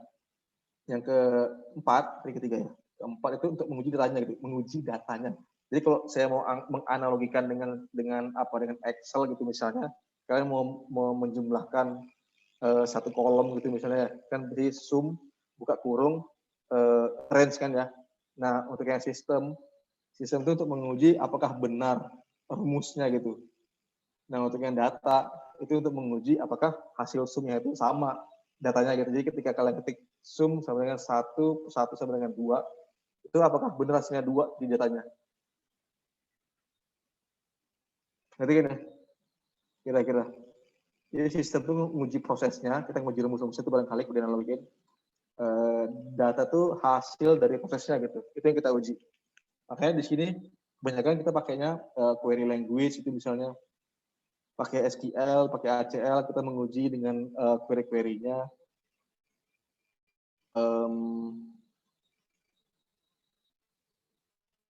Juga general audit software dan macam-macam lah. Tapi rata-rata sih orang pakai ACL sih, yang audit common language. Yang kelima itu problem solving. Online atau ya, kalau bisa baca lah ya. Kemudian office automation ini terkait dengan office, word processing, spreadsheet, database, dan seterusnya. Jadi sebenarnya TABK itu bukan apa ya, kayak audit IT gitu ya, tapi itu lebih dari itu gitu. Jadi yang disebut TABK itu yang membantu proses auditnya, membantu pemahaman kita terhadap proses bisnis, yang menguji yang menguji proses dan pengendalian prosesnya gitu ya. Kemudian menguji data baik input maupun output gitu. Sampai yang penggunaan Word, penggunaan Excel itu juga dipertimbangkan sebagai TABK gitu. Jadi kalian jangan sampai salah perkiraan kalau TABK tuh kayaknya itu IT deh Pak. Nggak mesti gitu ya. Jadi semua ini pun disebutnya TABK. Nah, contoh aplikasi yang digunakan itu total perencanaan tadi yang nomor 1, saya kira penggunaan IMAP, MS Project, kemudian Mindmap itu sudah termasuk TABK tuh. Kemudian overview atau membantu pemahaman terkait dengan pengendalian atau profis itu pakai Visio gitu. Kemudian prosedur analitis ya perhitungan rasio-rasio, kemudian memperbandingkan saldo sekarang sebelumnya gitu berapa peningkatannya bisa pakai Excel.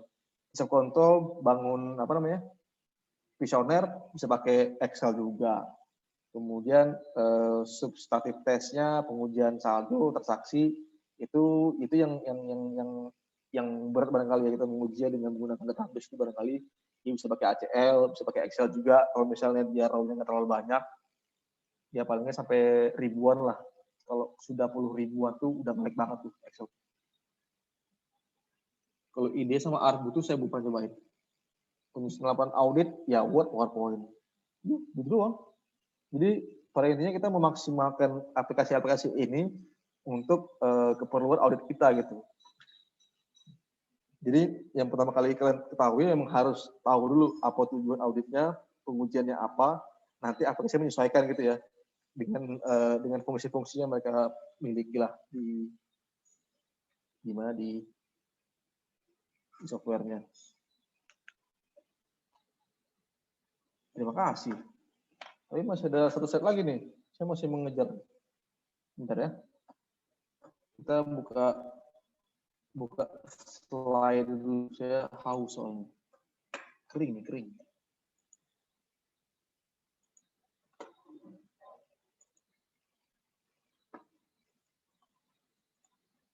So, ketika penempatan jauh-jauhan, LDR mahal, kira-kira kapan target nikah?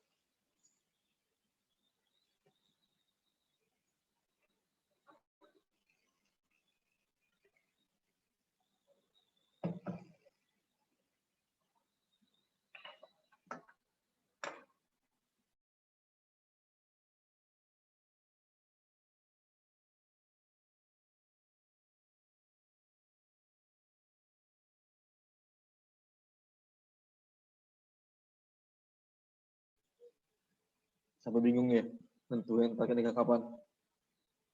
Saya belum punya pacar, Pak. Bagaimana mungkin cari pacar? Saya aja nggak kuliah nih, jauh. Nggak ketemu teman.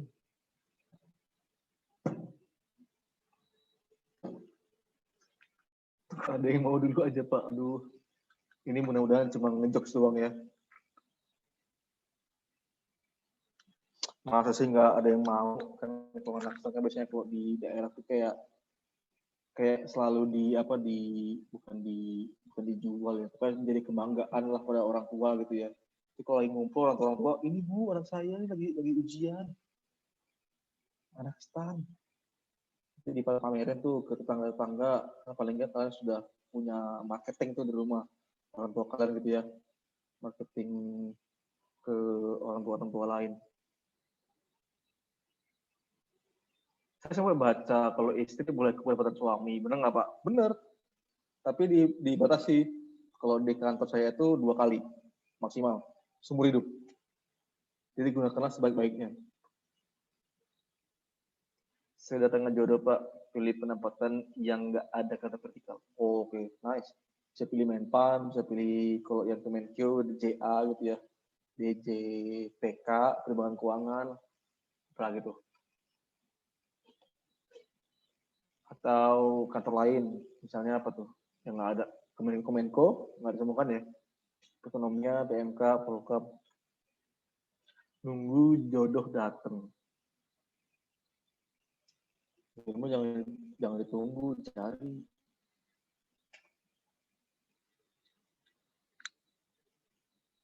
Ketika sudah bertemu orang tepat, Pak, masih belum ada bayang ke sana, Pak.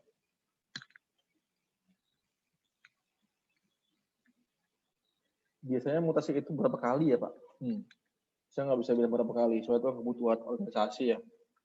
Selama ada formasi yang kosong, dan kalian mungkin memenuhi syarat kriteria karakteristiknya, ya bisa jadi dimutasi. Istri saya aja di tahun 2009 itu sudah berapa kali ya dipajak 1, 2, 3, 4 kali. Kalau Bapak dulu gimana Pak nikahnya? Saya nikahnya dirayain di gedung gitu. Atau saya salah membaca soal, membaca pertanyaan. Kalau Bapak dulu gimana Pak nikahnya? Nikahnya di KUA, ada saksinya. Saya ditanyai sama mertua gitu.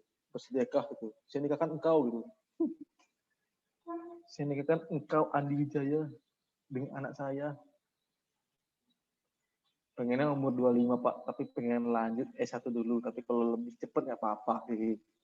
S1 itu palingnya kalian selesai S1 apa lanjut S1. Kalau sekarang lulus setelah umur 22, gitu misalnya 22, 23 kalian latsar. Penempatannya mungkin dia 23 sama penempatan lah ya. Terus itu 2 tahun setelah itu baru bisa kuliah lagi. Jadi 25 itu baru boleh kuliah lagi. Paling enggak, paling cepat. Mau fokus karir, oke. Mutasi itu biasanya ke daerah lain aja atau satu instansi lah. Kalau Kementerian Keuangan ya satu DJ, satu Direktur Jenderal, nggak mungkin lompat kayaknya sih. Ya sebenarnya kalau misalnya kalian pindah ke Pemda dari Kemenku ke Pemda itu juga disebut mutasi gitu ya. Tapi itu mesti dua sisi tuh, yang di Kemenku yang mau ngelepas dan yang di Pemda juga menerima. Itu juga disebut mutasi sih sekarang. Siap air batin ketemu istri di mana Pak? Di kampus lah. Angkatan kok. Kalau beda server bagusnya lanjut atau udah aja Pak? Ini pertanyaan sulit. Kalau beda server. Maksudnya beda apa nih? Beda spek, beda space, beda penempatan. Apa nih? Pertanyaan. Bapak dulu RDN nggak Pak? Tips biar nggak betul. Ya, LDR saya dulu LDR ya, dulu LDR dari 2009 sampai 2013 lah, lumayan 4 tahun. Beda instansi maksudnya, nggak apa-apa sudah BKP isi saya dipajak kok, nggak apa-apa. Malah lebih enak kayaknya, beda lingkup kerjaannya sih. Yang terbaik Pak, masih ingin bahagia orang tua. Beda instansi maksudnya. Menurut pengalaman Bapak, ketika sudah menikah dan bekerja, bagaimana tantangan untuk lanjut pendidikan Pak? Nunggu beasiswa lah. Nggak ada tantangan kayaknya. Tantangannya biar dapat beasiswanya. Itu paling tantangannya. Berantemnya sama teman-temannya itu. Gimana menjual diri biar stand out dibanding yang lain. Apa itu? Itu beda lagi sih strateginya. Apalagi LPDP ya. LPDP kan kayaknya banyak tuh saringannya. Kalau misalnya yang kutub apa tuh radikalisme terasa gitu, meskipun salah jawab ya, itu kan jadi nggak lulus. Saya pertanyaannya begini, apa pendapat kamu terhadap temenmu yang karena gantung gitu? Wah itu bingung tuh jawabnya tuh. Itu menjadi pertanyaan tuh di LPDP.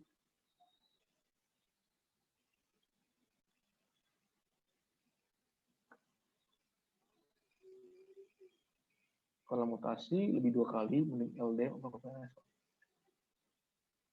Ini saya nggak tahu nih konteksnya. Kalau mutasi lebih dari 2 kali, mending LDM apa PNS Pak? Wah itu ya mesti dikonsultasikan dulu sama pasangannya. Ini udah punya pacar belum? Udah Pak. Kalau mutasi lebih 2 kali, mending LDM atau belum? Oke. Ya, nanti lah cari pacar dulu. Cari pacar dulu, nanti baru udah kalian pacaran, nanti udah mau menikah, baru tadi putusin gitu ya. Ini kalau sekarang belum punya pacar, terus nanya mutasinya ntar keputusan LDM atau enggak, itu kayaknya agak jauh ya, agak jumping berapa tahap gitu. Oh ya siap lagi. Ya itu nggak bisa dibilang sih, nggak bisa diputuskan sekarang saya kira, itu banyak komponen atau variabel yang masih dipertimbangkan. Nunggu ada yang serius Pak.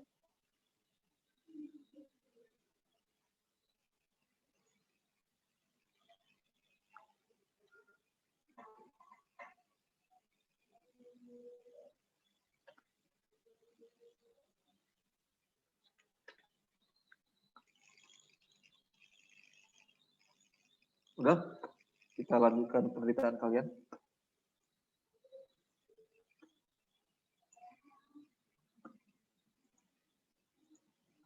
Ini yang pakai video, ada yang pakai video nggak nih? Kan? Saya asumsinya nih video beneran ya. Bukan yang dibikin jadi virtual background gitu, bukan ya? Jangan saya nggak tahu. Saya pernah nyobain soalnya di kantor.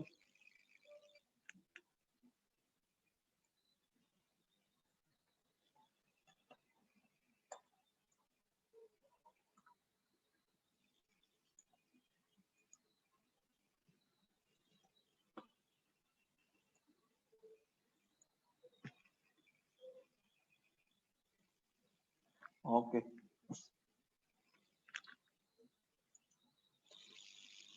Ya, ini bagian dari tadi lah yang uji pengendalian yang ada dua, pengendalian umum sama pengendalian aplikasi. Secara umum pengendalian intern tuh pakai teorinya, bukan teori, kita pakai kerangkanya si COSO. COSO itu ada dua macam, COSO IRM, COSO Enterprise Risk Management, dengan COSO IC, COSO Internal Control ya, tapi yang dipakai dalam konteks audit itu adalah COSO yang IC, Internal Control gitu. Nah, COSO Internal Control itu ada lima komponen besarnya yang bisa dipandang sebagai siklus nih. Yang pertama, control environment itu lingkungan pengendalian gitu ya, yang isinya barangkali ya macam-macam, ngomongin komitmen, ngomongin SOP, prosedur, kebijakan, dan seterusnya gitu ya. Kemudian dari lingkungan pengendalian yang ada itulah itu dinilai oleh kita gitu ya, penilaian risikonya gitu. Bisa jadi itu dipandang sebagai kontrol risk-nya lah. Jadi yang assessment di komponen ini kita menilai dari kontrol environment yang kita baca, kita pahami itu berapa risiko residualnya gitu ya. Nah, kemudian dari risiko residualnya itu baru kita perbandingkan lagi, jangan-jangan ada kontrol aktivitas lain yang dibangun oleh si perusahaan. Nah, kemudian dari kontrol aktivitasnya itu kira-kira apakah masih ada risiko residual atau enggak gitu. Nah, setelah ada risikonya, ada kontrolnya gitu ya, kita melaporkan atau menginformasikan dan melaporkan kepada masing-masing user apakah risiko yang teridentifikasi itu berada dalam cakupan risiko yang dapat diterima gitu ya. Jadi tadi yang saya bilang di awal, jadi bisa jadi laporan keuangan itu ada yang salah sajikan ya, tapi juga salah sajinya itu dianggap nggak material gitu kan. Nah, ini yang information and communication itu bagian yang ngasih tahu bahwa kita punya risikonya ini, pengendaliannya ini, itu sudah berada risiko yang risiko residual setelah pengendalian itu dapat dinilai adalah risiko yang dapat kita terima gitu ya. Itu yang mesti diupdate sewaktu-waktu dan harus terpantau, dimonitoring gitu ya. Jangan sampai si risiko ini nanti ujuk-ujuknya naik gitu ya, karena mitigasinya mungkin sudah nggak relevan. Atau monitor itu juga memantau jangan sampai ada risiko baru yang muncul gitu. Jadi semua risiko itu mesti terupdate secara berkala. Ini tadi saya bilang ya, kayak di awal ngomongin kebakaran, kita cuma tahu barangkali kebakaran itu cuma terjadi di dalam ruangan doang gitu ya. Nah, di monitor aktivitas itu kita mesti menjamin bahwa yang pertama risiko kebakaran itu tetap rendah sesuai dengan appetite-nya pimpinan, atau jangan sampai ada risiko lain yang dapat atau jangan ada risiko lain yang belum tercatat gitu ya di perusahaan gitu. Itu mesti diupdate secara berkala. Nah, kemudian tadi terkait dengan pengendalian, nomor 3 ya, kontrol aktivitas itu dalam hal aplikasi. Pengendalian itu ada dua macam, ini terkait dengan THBK gitu ya. Pengendalian umum dan juga aplikasi. Nah, umum itu ada 4 macam, ngomongin akses terhadap program, perubahan program, pengembangan dan pengoperasian. Untuk yang nomor 2, nomor 3 ini khusus untuk pengembangan lah pada intinya gitu ya. Ketika ada perubahan, si user itu meminta kepada si pihak IT-nya untuk merubah gitu. Kemudian ketika sudah diubah, diuji lagi oleh si user apakah sudah memenuhi ekspektasinya atau enggak. Kalau yang ngomongin akses itu macam-macam ya. Pengendaliannya ya dijaga seperti apa, prosedur pemerintahan seperti apa gitu misalnya. Kemudian pemberian dan pencabutan akses ketika seorang pegawai dia pindah ke unit lain, barangkali aksesnya juga akan berubah gitu kan ya. Akses dia sebagai pegawai di kasir sama aksesnya dia sebagai orang yang mengelola utang kan pasti beda gitu ya. Atau dia resign gitu, itu juga harus ada kebijakannya.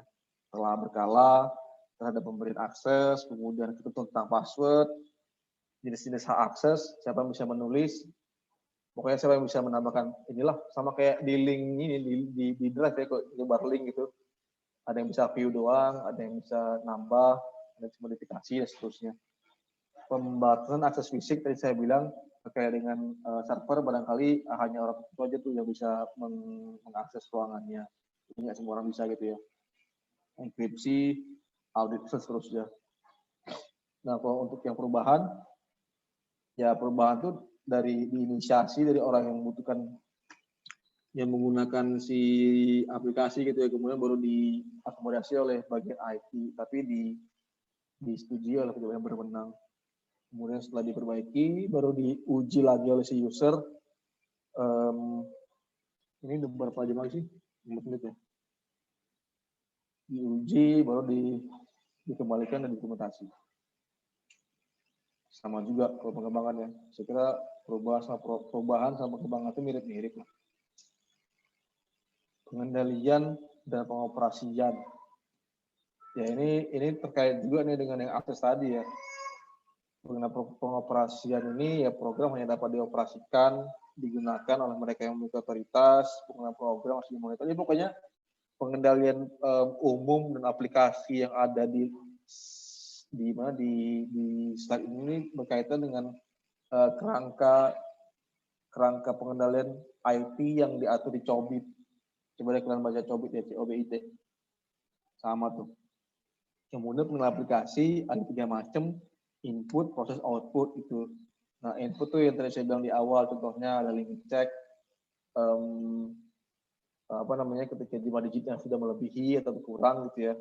Atau ketika mengisi umur, kalau misalnya ini aplikasinya disebar untuk anak-anak STAN, berarti range-nya itu hanya 18 sampai 25 gitu misalnya. Ketika dia umur 17 atau umurnya 26 tuh nggak mungkin bisa ngisi, atau nggak bakal keisi ketika umurnya lebih dari itu gitu. Reasonable test ini saya kira mungkin sama kayak ini kali, kalau di Google Form tuh, ketika jawabannya iya maka akan pindah ke section lain gitu.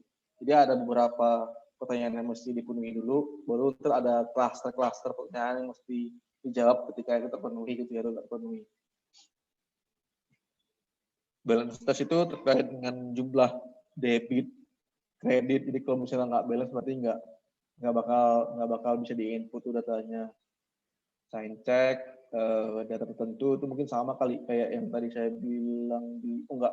Jadi sign check, field test sama validity test itu mungkin mirip-mirip tuh sifatnya.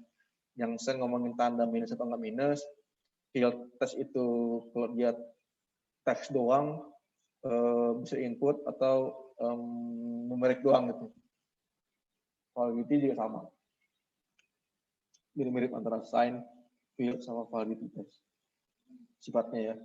Mungkin jenisnya beda-beda gitu. Contoh application control ya macam-macam juga ya. Ngomongin kontrol total gitu, atau misalnya kayak inilah, berapa jumlah transaksi yang diproses dalam 1 hari gitu misalnya, maksimalnya berapa, jadi nggak boleh lebih gitu. Itu salah satu kontrol juga. Atau duplicate value, data yang sama tuh nggak bisa direkam 2 kali, itu juga sama tuh application control. Mungkin dia mencatat transaksi gitu ya, suatu faktur itu akan tercatat hanya sekali, ketika yang ada orang lain mencatat itu udah nggak bisa di-input lagi, karena di aplikasi itu sudah dikunci 1 doang gitu, ketika dia sama akan menolak gitu ya. Dual read write, check digit, tadilah seperti yang saya sebutkan di awal ya. Masih ini input ya. Oh ini input ya. Oke, ini proses. Proses itu record count, audit trail, echo check. Nah, echo check ini mungkin yang kayak bikin kita menguji kembali apa yang telah kita isi gitu ya. Kayak Anda yakin menghapus ini gitu. Tapi itu di mana ya? Oh, kalau di absen kantor sih, kalau di kantor tuh ketika mau ngabsen gitu misalnya, WFH atau WFO gitu selalu tanyain apakah Anda yakin akan WFO gitu. Jadi kita dicek lagi. Ya, ternyata saya WFA gitu ya. Jadi itu untuk menguji kembali, rollback untuk fasilitas untuk melakukan undo atas proses lah pada intinya. application control atau output, kontrol total, rekursif biasa otomatis, output tertentu tidak dapat di email ke alamat lain selain ya ini pokoknya menjamin bahwa output itu hanya digunakan oleh siapa aja gitu ya. Jangan sampai bisa dikirim hasil laporan itu ke tempat lain selain yang sudah terotorisasi dan nggak bisa di-copy. Jadi hanya dapat digunakan oleh doang lah yang telah diotorisasi.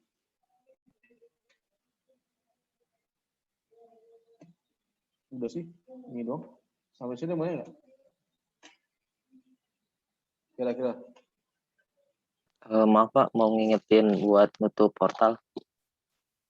Oh iya, itu juga. Saya ini dong di foto udah. Tadi dikirim ya di grup ya.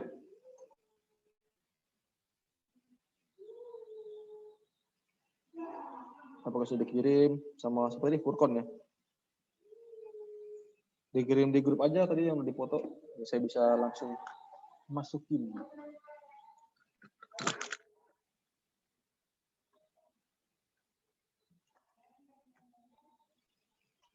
Oke.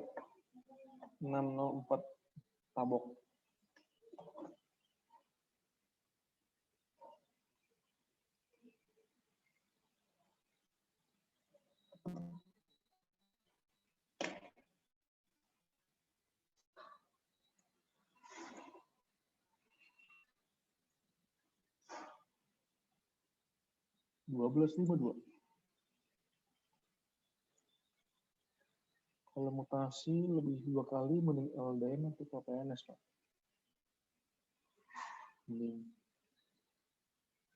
Mending apa ya?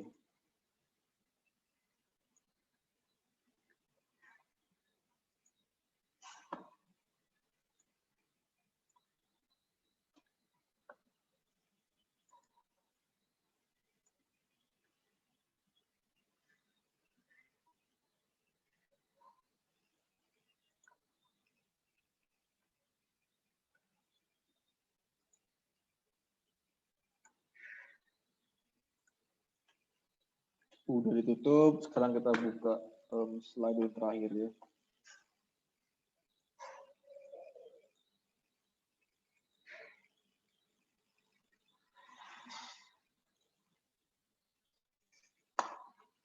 Tuh, apa persiapan malam minggu?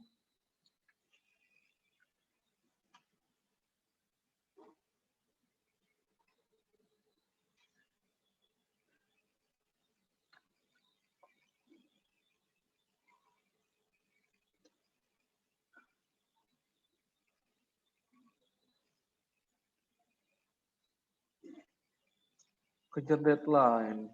Ya, itu derita kalian lah ya. Siapa tahu kuliah pas SFH gitu. Pasti kan dosen itu kan insecure juga ya. Insecure kalau kalian tuh nggak bakal belajar gitu. Akhirnya apa? Masih tugasnya banyak. Kejar deadline. Ya, saya seminimal mungkin kasih tugas lah. Yang seperlunya aja gitu. Mau bimbing KTTA. Oh iya ya, kan KTTA ya. Saya juga bimbing KTTA tuh 5 orang. Tapi AKN. Yang paling mundur, yang paling nggak mundur ya. Masih ada di ini nggak bab 2? Masih ada?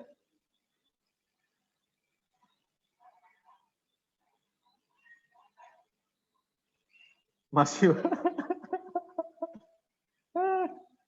Saya aja bimbingan saya ada bab 3 nih, udah mau kelar begini. Saya biar kalian secure nih, biar kalian terpacu buat meneruskan menyelesaikannya. Sebenarnya KTA itu kalau 2 minggu kelar sebenarnya, kalau niat.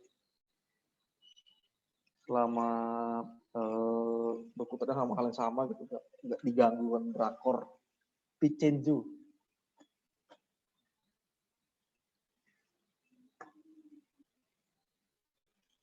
Teleponan, wawancara, laporan PKL, tulisan numpuk, full laptop, deadline. Sabar lah ya. Bad day kan masih berlalu. Bad day pasti berlalu. Drakor masih lagi yang lain?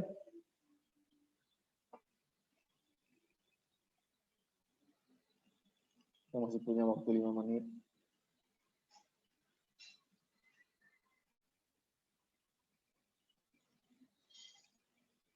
Udah nih, udah pada ini ya, sudah pada pengen ngerjain tugas ya. Boleh minta PPT-nya PKM. Kok emang saya nggak ada PKM? Saya nggak tahu. PKM 2. Kemarin tuh saya pernah dikasih sama, kan jadi ada yang senior kalian lah, lagi OJT di kantor tuh. Itu ngasih semua mata kuliahnya. Ya PKM ada kan. Boleh minta PPT-nya Pak? PPT apaan? Ini sekarang. Oh, tadi itu maksudnya Pak gitu ya, cuma kepencet M gitu. Karena M mungkin deket tanda tanya ya. M itu deket tanda tanya, boleh lah. Nanti saya upload di LMS ya. Saya masih belum tahu tuh pengoperasiannya, kayaknya sih sederhana, cuma kayaknya saya masih belum tahu aja gitu. Yang lain sudah? Sudah cukup? Sudah Pak, saya pengen nonton drakor. Udah ya? Baiklah. Udah mau persiapan malam minggu. Baiklah kalau gitu, saya kira cukup hari ini. Mungkin minggu depan kita mulai ini ya, mulai praktek barangkali sih minggu depan itu praktek pengolahan data tuh. Palingnya pakai fungsi concat, TNAT, sum if, count if barangkali saya lupa. Nanti tinggal saya mengajarkan di depan gitu ya 30 menit, nanti sisa kalian ngerekam lah apa hasil kalian pelajari gitu ya di rumah atau gimana nanti lah saya atur lebih lanjut. Oke, saya cukup untuk hari ini. Assalamualaikum warahmatullahi wabarakatuh. Waalaikumsalam warahmatullahi Terima kasih banyak Pak. Terima kasih banyak, Pak. Terima kasih, Pak. Saya live meeting ya. Saya live ya. Ya, Pak.